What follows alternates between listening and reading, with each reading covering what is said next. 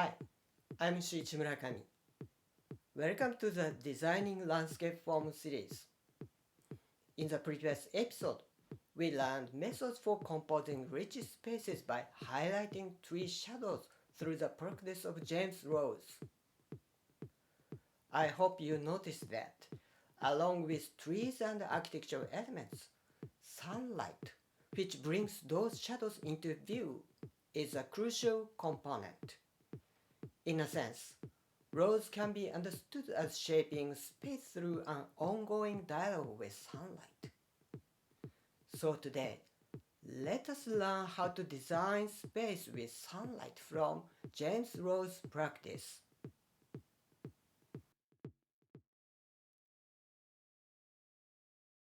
The renowned landscape architect James Rose continued his thinking and practice on space for nearly 40 years in his own house and garden, which he built in 1953.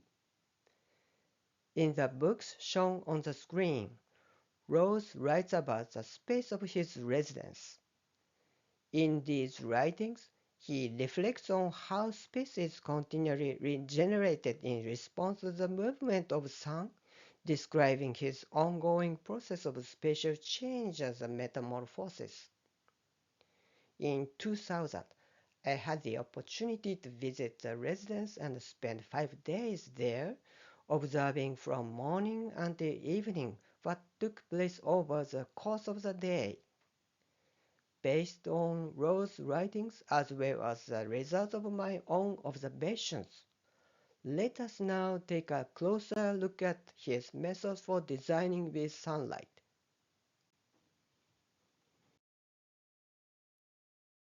What struck me most was the appearance of tree shadows inside the house.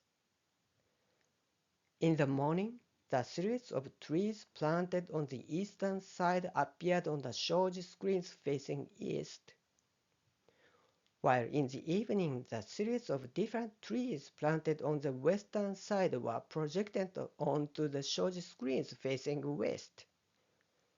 Because sunlight entered from a low angle and traveled horizontally, the forms of trees were cast sharply and clearly onto the screens.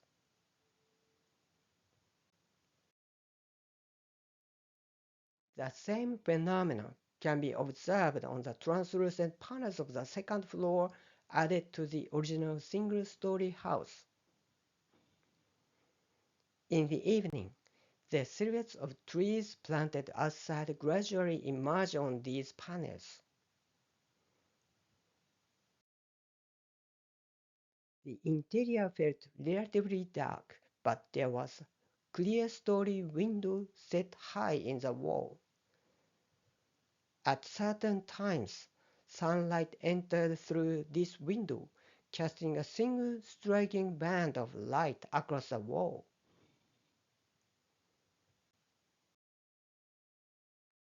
Shoji screens were fitted to the south-facing windows, filling the interior with soft, diffuse light.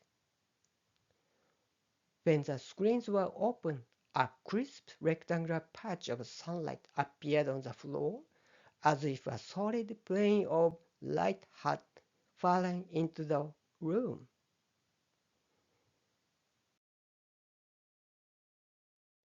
Shoji screens were also fitted to the east-facing windows, filling the interior with soft, diffuse light.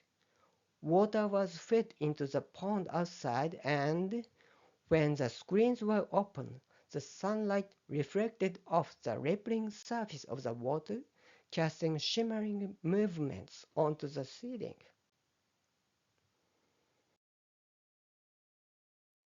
A variety of behaviors of light and shadow could also be observed outdoors.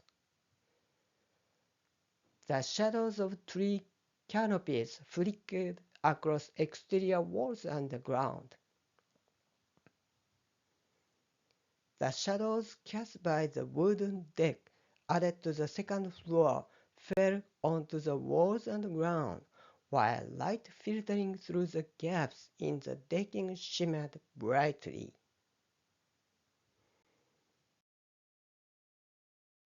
On walls topped with an overhead screen, multiple linear shadows stretched downward when the sun rose high in the sky. It was only then that I realized small beams were present behind the screen, forming an intermediate zone between interior and exterior spaces.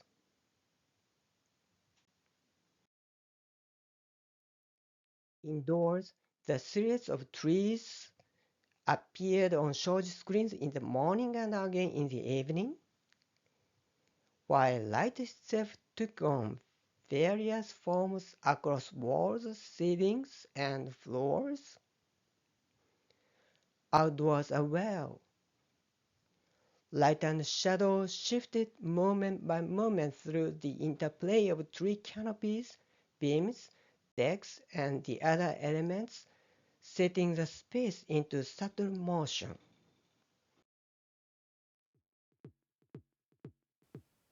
As we have seen, James Rose treated sunlight as an element that continually regenerates space. Through these once-in-a-lifetime encounters among sunlight, trees, architectural elements, and the observer, Rose teaches us that space can continue to change like a living organism. If you would like to learn more about James Rose, please refer to the publications shown on the screen.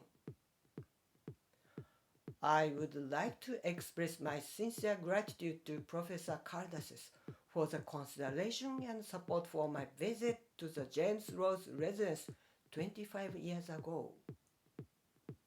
Today, it serves as the headquarters of the James Rose Center. Those who are interested are encouraged to visit the website listed here. In the next episode, let's review natural phenomena. We will turn to land art and explore how spatial design can bring natural phenomena, such as sunlight and changing water levels, into view. See you in the next episode.